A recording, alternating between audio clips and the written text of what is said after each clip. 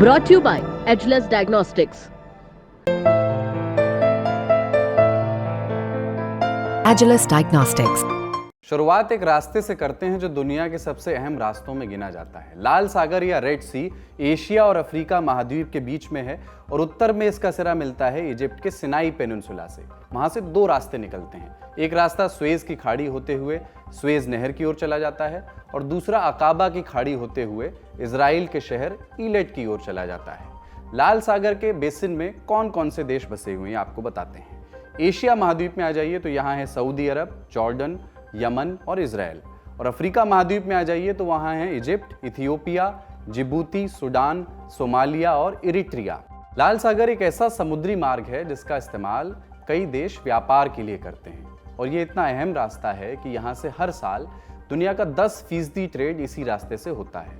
दुनिया का 20% oil Asia, Europe, Africa और अमेरिका तक इसी रास्ते से होकर के जाता है। हर साल इसी रास्ते से 1 अरब टन सामान लाया और ले जाया जाता है और इसी रास्ते से हर साल लगभग 19,000 जहाज आते हैं, गुजरते हैं इसी रास्ते से। लाल सागर के मैप पे अगर आप नज़र डालेंगे तो आपको गल्फ ऑफ एडन से लगा हुआ एक देश नज़र आएगा। इस देश का नाम है यमन। 20 नवंबर को इसी रास्ते से एक जहाज़ तुर्की से भारत के गुजरात जा रहा था। इसमें बेशकीमती गाड़ियाँ रखी हुई थी और अब ये जहाज़ यमन के पास जब पहुँचा तो एक हेलीकॉप्टर इस पर उतरा और कुछ नकाबपोश लोग उसमें से निकले और जहाज़ पर कब्जा कर लिया और उसे वो लोग अपने साथ यमन लेकर के चले गए। जहाज़ पर कब्जा करने वाले ये लोग हूती विद्रोही थे जिनका यमन के अधिकांश हिस्सों में कब्जा है, जिनकी सऊदी अरबिया से लड़ाई भी चलती है, खबरें आप सुनते होंगे। और इस जहाज़ पर कब्जा करने की वजह उन्होंने जो बताई वो है गज़ा में चल रही जंग। उन्होंने कहा कि जब तक इजराइल गज़ा और पूरे फ़िलिस्तीन में अपने जुल्म को रोक नहीं देता, हम इजराइल पर अटैक, इसी तरह के हमले जो है वो करते रहेंगे। इजराइल ने इस हमले पर नाराज़गी जताई और इसे ईरान का आतंकवादी हमला कहा, लेकिन साथ में ये भी कह दिया, उन्होंने ये भी दावा किया कि ये जहाज़ हमारा था ही नहीं। पर न्यूयॉर्क टाइम्स की रिपोर्ट ये बताती है कि इस जहाज़ का मालिकाना हक एक इजरायली अरबपति के पास ही है। खैर ये बात तो हो गई 20 नवंबर की। फिर ठीक 6 दिन बाद 26 नवंबर को इसी जगह पर एक और इजरायली कार्गो शिप पर हमला हुआ। ये जहाज़ केमिकल से भरा हुआ था। कुछ हथियारबंद लोग छोटी छोटी नावों से आए और उसमें शामिल 22 लोगों को बंदी बना लिया। जहाज़ के कप्तान ने SOS यानी मदद का मैसेज भेजा और बचाव संदेश आते ही अमेरिकी जहाज़ का बेड़ा मदद के लिए आ पहुंचा। यमन की तरफ से अमेरिकी जहाज़ की ओर कुछ मिसाइलें भी छोड़ी गईं, लेकिन वो निशाने पर नहीं लगी। शक की सुई यमन के हूती विद्रोहियों की ओर घूमी, लेकिन जब अमेरिकी सेना ने जहाज़ का कब्जा छुड़वाया तो कहानी कुछ और निकली। इजरायली जहाज़ पर कब्जा करने वाले ये लोग सोमालिया के समुद्री लुटेरे थे। ऐसे में सवाल उठा कि क्या जंग के बीच इजराइल का एक नया दुश्मन आ गया है। आज के शो में इसी पर चर्चा करेंगे और आपको सोमालिया के समुद्री लुटेरों की कुछ रोचक कहानियां भी सुनवाएंगे और अंत में आपको गाजा में चल रही जंग के कुछ अपडेट्स भी बताएंगे। नमस्कार, मेरा नाम कुलदीप है और आप देखना शुरू कर चुके हैं लल्लन टॉप का अंतर्राष्ट्रीय प्रसंगों से जुड़ा रोजाना का कार्यक्रम दुनियादारी। इजराइल हमास जंग को 53 दिन बीत चुके हैं, पर क्या हमास इस जंग में अकेले ही लड़ रहा है? जवाब है नहीं। हमास को ईरान हथियार सप्लाई करता है। हमास के 2 प्रॉक्सी जंग में प्रत्यक्ष रूप से उतरे हुए हैं। कौन कौन से हैं आप जानते हैं शायद। पहला है हिजबुल्लाह, जिसका गढ़ लेबनान में है, पड़ोसी मुल्क, और दूसरा संगठन है हूती विद्रोहियों का, जिनका जिक्र अभी हमने किया, जो यमन में अधिकांश इलाके में कब्जा लिए हुए बैठे हैं। इंटरनेशनल कम्युनिटी इन्हें मान्यता जाहिरन नहीं देती है। चूंकि यमन की एक सीमा समुद्र से मिलती है, इसलिए हूती बार बार इस रास्ते से जाने वाले इजरायली जहाज़ों को नुकसान पहुंचाने की कोशिश कर रहे हैं। पर इस बार का हमला सोमालिया के डाकुओं ने किया है। कहां से आए ये डाकू, इनका इतिहास क्या है? सोमालिया का नक्शा देखिए आप। यमन के एकदम करीब है। अफ्रीकी महाद्वीप के उस हिस्से में बसा एक मुल्क है जिसे हॉर्न ऑफ अफ्रीका कहा जाता है और सोमालिया के ठीक बगल में विशाल समंदर है। उसमें मछलियों का अथाह भंडार है। बाकायदा 1990 तक सोमालिया की अर्थव्यवस्था मछलियों के शिकार से ही चलती थी। तब यहाँ समुद्री लुटेरों का कोई डर नहीं था। ज़्यादातर लोग मछलियों का व्यापार करते थे। फिर ऐसा क्या हुआ कि सन 2000 आते आते सोमालिया समुद्री लुटेरों का दूसरा पर्याय बन गया? इस सवाल का जवाब जानने के लिए हमें 1990 के दशक में चलना होगा। हुआ यूं कि इस दौरान सोमालिया गृहयुद्ध की भेंट चढ़ गया। सरकारी तंत्र विफल हुआ, सभी सेनाएं बिखर गईं। नौसेना भी खत्म हो गई और जिसका फायदा उठाया विदेशी कंपनियों ने। सोमालिया के लोग छोटी छोटी नावों में मछलियां पकड़ा करते थे। उनके सामने विदेशी कंपनियों के बड़े बड़े ट्रॉलर आकर के खड़े हो गए। लोगों का रोजगार छिनने लगा और इस समस्या का जब कोई हल नहीं दिखाई दिया तो सोमालिया के लोगों ने हथियार उठा लिए और बन गए समुद्री लुटेरे। समुद्री मालवाहक जहाज़ों का एक बड़ा जखीरा सोमालिया की तटरेखा के बगल से होकर गुजरता था। मछुआरे से लुटेरे बने लोगों ने इन जहाज़ों को निशाना बनाना शुरू किया और इसका फायदा भी उनको हुआ। फिरौती की एक बड़ी रकम सोमालिया पहुंचने लगी। साल 2005 तक ये धंधा इतना बड़ा हो गया कि एक पायरेट स्टॉक एक्सचेंज बना दिया गया, यानी लुटेरों के अभियान को फंड करने के लिए आप उसमें इन्वेस्ट कर सकते थे और बदले में आपको लूटी हुई रकम का एक बड़ा हिस्सा मिलता। ये बिजनेस इतना बड़ा था कि इस आंकड़े से आप समझ सकते हैं कि साल 2006 से 2013 के बीच लुटेरों को 27,000 करोड़ रुपए की रकम फिरौती के रूप में चुकाई गई। गृह युद्ध के चलते सोमालिया की माली हालत बहुत ही खराब थी। लूट के धंधे में पैसा बहुत अच्छा था, इसलिए सोमालिया की गरीब जनता इससे जुड़ती चली गई। 15-17 साल के लड़कों ने समुद्री लुटेरों के ऐसे गैंग बना लिए जो मालवाहक जहाज़ों को निशाना बनाया करते थे। कई सालों तक ये धंधा बेरोक टोक चलता रहा। फिर कई देश मिलकर यूएन चले गए। संयुक्त राष्ट्र और यूएन ने कुछ कड़े कानून बनाए। दूसरी तरफ चीन और अमेरिका जैसे देशों ने अपने जहाज़ों को लूट से बचाने के लिए एंटी पायरेसी सिस्टम डेवलप कर लिया। उन्होंने अपने सभी जहाज़ों में उच्च तकनीक का सुरक्षा तंत्र डेवलप किया। जैसे ही किसी जहाज़ में लूट की कोशिश होती, SOS बटन दबाकर मदद बुला ली जाती। तो इन सब के चलते सोमालिया में डाकुओं का दबदबा थोड़ा कम हुआ, लेकिन हालिया घटना ने एक बार फिर समुद्री डाकुओं को चर्चा में ला दिया है। हालिया घटना के पीछे जानकार दो वजहें बताते हैं। पहली, गाजा में चल रहे युद्ध का फायदा उठाना चाहते हैं डाकू। अमेरिकी नौसेना के रिटायर ऑफिसर एडमिरल टेरी मैकनाइट ये कहते हैं कि सोमालिया के जो समुद्री डाकू हैं वो मिडिल ईस्ट में बिगड़े हालात का फायदा उठाने के लिए जाने जाते हैं। जानकारों का मानना है कि गाजा में चल रहे युद्ध का फायदा उठाने के लिए इन लुटेरों ने ये हमला किया होगा। दूसरी वजह मानी जाती है हुती विद्रोहियों के समर्थन से जुड़ी हुई। मैकनाइट बताते हैं कि इजरायली जहाज को बचाने के लिए जब अमेरिका का बेड़ा आया तो यमन की तरफ से 2 मिसाइलें फायर की गईं। ये मिसाइल उस इलाके से आई थी जहां हुती विद्रोहियों का कब्जा है। मैकनाइट का कहना है कि ये बहुत संदेह पैदा करता है। कई जानकार इसे हुती धड़े के समर्थन के तौर पर भी देख रहे हैं। पर क्या इस हमले को इजराइल हमास जंग से जोड़कर देखा जाना चाहिए? हमने ये सवाल एक्सपर्ट से पूछा और सुनिए उन्होंने क्या कहा। ये अभी थोड़ा समय लगेगा पता चलने। उसके 2 कारण हैं। पहला बात तो ये है कि किसने किया था।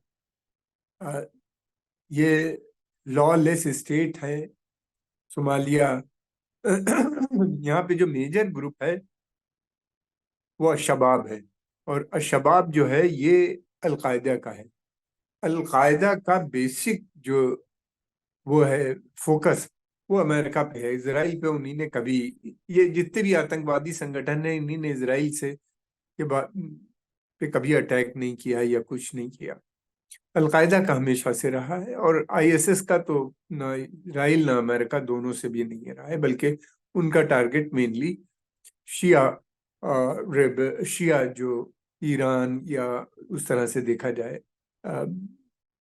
सीरिया खिलाफत बनाना अपनी इराक सीरिया में, तो उनका वो रहा है। लेकिन वहां और भी ग्रुप इमर्ज कर गए हैं। ये संभव है कि सॉलिडारिटी में किया गया, इसलिए कि जो दूसरे ग्रुप हैं उनमें चेंज आ रहा है, बदलाव आ रहा है, और वो लोग चाहते हैं कि इजराइल के समर्थक भी हैं कुछ उसमें, थोड़े से उनमें अरब नेशनलिज्म भी नजर आ रही है। तो इसलिए कि हूती ने जो उनके समर्थन में या जो भी कह लीजिए जो 2 मिसाइल दागे, तो इससे लगता है कि शायद उनका कोई कांटेक्ट या कनेक्शन हो सकता है उनसे। दूसरी बात ये भी है कि इस समय पूरे अरब वर्ल्ड में काफी गुस्सा है।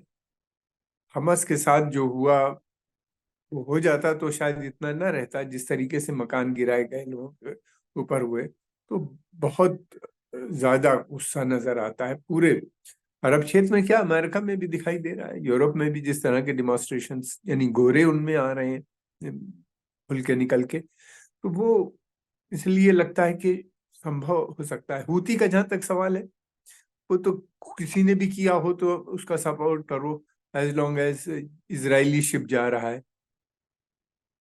तो उनका तो सीधा उसूल ये है, हो सकता है उनसे कांटेक्ट ना भी हो, तब भी ये है कि जिसने भी किया अच्छा काम किया है, ये इजराइल का नुकसान होना चाहिए, हुती का ये एटीट्यूड। ये तो हुआ सोमालिया के समुद्री डाकुओं का इतिहास और हालिया हमले की कहानी। अब आपको इनके दो रोचक किस्से सुनाते हैं। पहला किस्सा अमेरिकी जहाज के कब्जे का है। ये बात है साल 2009 की। मस्क एलाबामा नाम की एक अमेरिकी कंपनी का समुद्री जहाज ओमान से केनिया जा रहा था। जहाज में राहत सामग्री लदी हुई थी और ये सामग्री यूएन और दूसरी संस्थाओं की तरफ से जमा की गई थी, इकट्ठा की गई थी।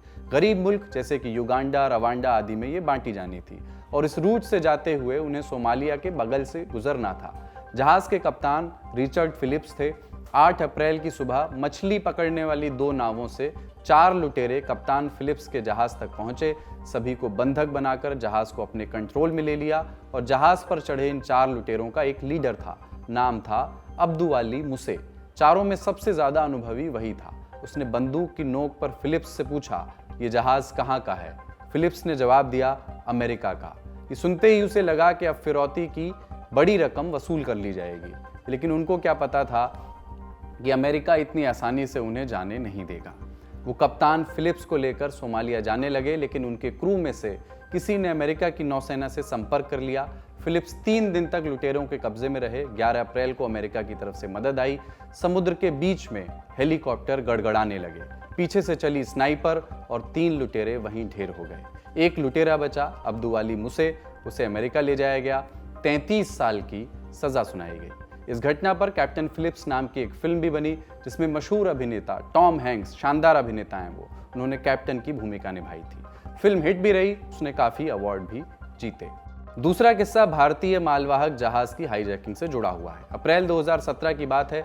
डाकुओं ने भारत के मालवाहक जहाज को कब्जे में ले लिया था। वो सभी को बंधक बनाकर सोमालिया ले गए। फिर भारत की सरकार की तरफ से सोमालिया पर दबाव बनाया गया और उनकी रिहाई की मांग की गई। 9 दिन बाद सोमालिया की सरकार ने भारतीय क्रू मेंबर्स की रिहाई करवाई और वो सुरक्षित भारत लौट आए। इन्हीं डकैतियों के चलते साल 2022 में भारत सरकार ने एक कानून बनाया था। इसके तहत भारतीय सीमा के बाहर होने वाली डकैती पर भी भारतीय प्रशासन कार्रवाई कर सकता है। आरोपी को 14 साल तक की सजा दी जा सकती है। इस चैप्टर को यहीं विराम देते हैं और अब जान लेते हैं इजराइल हमास के बीच संघर्ष विराम कितना आगे बढ़ा। 7 अक्टूबर को हमास ने जब इजराइल पर अटैक किया था तो उसने 200 से ज्यादा लोगों को बंदी बना लिया था। उसे पता था कि इसके दम पर वो आगे भी अपनी बात मनवा सकता है। 21 नवंबर को पहली बार संघर्ष विराम की चर्चा हुई। अगले दिन डील फाइनल हुई। ये डील कतर की मध्यस्थता में करवाई गई। क्या तय हुआ था इस डील में? 4 दिनों का संघर्ष विराम होगा। इस दौरान हमास 50 बंधकों को छोड़ेगा। अगर संघर्ष विराम की अवधि बढ़ाई गई तो प्रत्येक दिन के हिसाब से 10-10 और बंधक छोड़े जाएंगे। बदले में इजराइल 150 फिलिस्तीनी कैदियों को रिहा कर सकता है। सरकार ने 300 कैदियों की एक लिस्ट जारी की है। इनमें से 150 चुने जाएंगे। अधिकतर महिलाएं और बच्चे होंगे और सबकी उम्र 14 से 59 के बीच है। अब तक कुल कितने कैदी रिहा हुए हैं? पिछले 3 दिनों की अगर बात करें तो इसमें हमास ने 39 इजरायलियों को रिहा किया है और उसके बदले इजराइल ने 117 फिलिस्तीनी कैदियों को रिहा किया है, छोड़ दिया है। ताज़ा अपडेट यह है कि इस डील को अब 2 दिन के लिए बढ़ा दिया गया है। उम्मीद जगी कि जंग का ताप इससे थोड़ा सा कम होगा। ये भी कहा गया कि ये पूर्ण युद्ध विराम का रास्ता इस एक्सटेंशन के बाद खुल सकता है। इजराइल में संघर्ष विराम बढ़ाने की मांग अब तेज हो गई है। जनता प्रोटेस्ट कर रही है। इसके अलावा अमेरिका, कतर और इजिप्ट भी दबाव डाल रहे हैं। हमने एक्सपर्ट से पूछा कि क्या इस एक्सटेंशन के बाद युद्ध टल सकता है या उसके टलने के आसार बढ़ गए हैं। सुनिए। मुझे नहीं लगती कि आने वक्त पे शांति कायम होगी। देखिए, कोई भी युद्ध होता है तो उसके कुछ ऑब्जेक्टिव होते हैं कि इजराइल का भी कोई ऑब्जेक्टिव नहीं पूरा हुआ। इजराइल का पहला ऑब्जेक्टिव ये है कि इजराइल की वो हमास की पॉलिटिकल लीडरशिप को भी हमेशा के लिए खत्म करेगा और मिलिट्री लीडरशिप को भी, यानी आतंकवादी जो संगठन है उनका मिलिटेंट विंग जो है, इन दोनों का वो सफाया करने चाहते हैं और वो इसी उसमें गए। फिर उसके बाद ये भी है, वो ये भी कहते हैं कि कोई अभी ट्रस्टवर्दी ग्रुप नहीं है ऐसा जिसके पास सत्ता सौंपी जाए, यानी इजरायली मिलिट्री कंट्रोल भी रहेगा उसके बाद आने वाले समय में। इसी के वहाँ पे पैलेस्टाइन अथॉरिटी की अभी छवि बहुत खराब है, बहुत ज़्यादा उनका बेस नहीं है। फिर वो ये कहते हैं कि इजिप्ट और दूसरे मुल्क, इजिप्ट खास तौर से वो तैयार नहीं है वहां आने में। तो ये अल्टीमेटली मतलब ये है कि इसराइल अपने कंट्रोल में लेने की सोच रहा है। तो ये ऑब्जेक्टिव है इनका, एक लॉन्ग टर्म ऑब्जेक्टिव है, बड़े समय तक रहेगा कंट्रोल उनका। ये उन्हीं ने कहा है, अब कर पाएंगे या नहीं कर पाएंगे ये आने वाला समय बताएगा। तो मुझे लगता है कि जैसे ही समय खत्म होगा तुरंत जंग जो है उसका दोबारा से शुरू हो सकती है। इस बात का संभव बहुत से लोगों का मानना है, मेरा ही नहीं बल्कि उनका भी। किसी अगर बीच में वापस आते हैं बगैर ऑब्जेक्टिव को अपने पूरे करे हुए, तो फिर तो जनता भी पूछेगी, बाकी भी सब पूछेंगे। इनको सपोर्ट भी अमेरिका और पश्चिमी देशों की पूरी है कि आप हमास को खत्म करो। अमेरिका का केवल ऑब्जेक्शन ये है कि ह्यूमैनिटेरियन यानी जो बेगुनाह लोग मर रहे हैं ज्यादा, इसमें कमी हो सकती है और एड थोड़ी ज्यादा भेजी जा सकती है, बस इतनी इसी को लेके विवाद बना हुआ है यूरोप और यूरोप अमेरिका का इसराइल के साथ लेके। जंग के लिए उनका कोई वो नहीं है, इल्हाम नहीं है। इसलिए कि वो केवल कहते हैं सीज फायर के भी फेवर में नहीं है अमेरिकन, सीज फायर की भी बात यूरोप ने भी नहीं की, हालांकि 4 देशों ने खंडन किया है, सैंक्शन तक की बात की है, मगर ये किसी ने नहीं कहा अभी तक कि सीज फायर होना चाहिए। पॉज की बात करते हैं कि थोड़ी थोड़ी देर पे रुक जाओ ताकि ह्यूमैनिटेरियन असिस्टेंस जो है रसद वहां पे पहुंच सके, खाना पीना, पेट्रोल, दवाएं, ये चीजें उनका मतलब ये है कि पहुंच जाए। लेकिन वो इतनी कम है, मात्रा में पहुंच रही हैं कि उससे थोड़ी सी भी जनता का फायदा नहीं हो रहा, बहुत ही कम है। तो ये समस्या है और बाकी आने वाला समय बताएगा। लेकिन मेरा जहां तक असेसमेंट है, मुझको नहीं लगता कि ये जंग अभी रुकेगी, ये बहुत लंबी जंग है। तो हो सकता है कि इसमें बाद में हिजबुल्ला और शिया मलेशिया भी कूद पड़े हों हूती के साथ साथ, ये भी संभव है, सकता है, फैल भी सकती है, इसका भी संदेशा है, उस क्षेत्र में भी फैलने का अंदाजा है।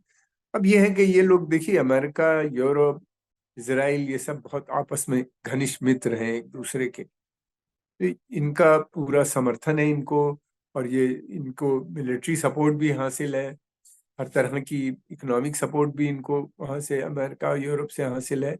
तो बहरहाल ये जो है कोऑर्डिनेटेड एफर्ट होती है, इनडायरेक्टली देखा जाए तो सब मिल के वॉर को सब्सिडाइज कर रहे हैं।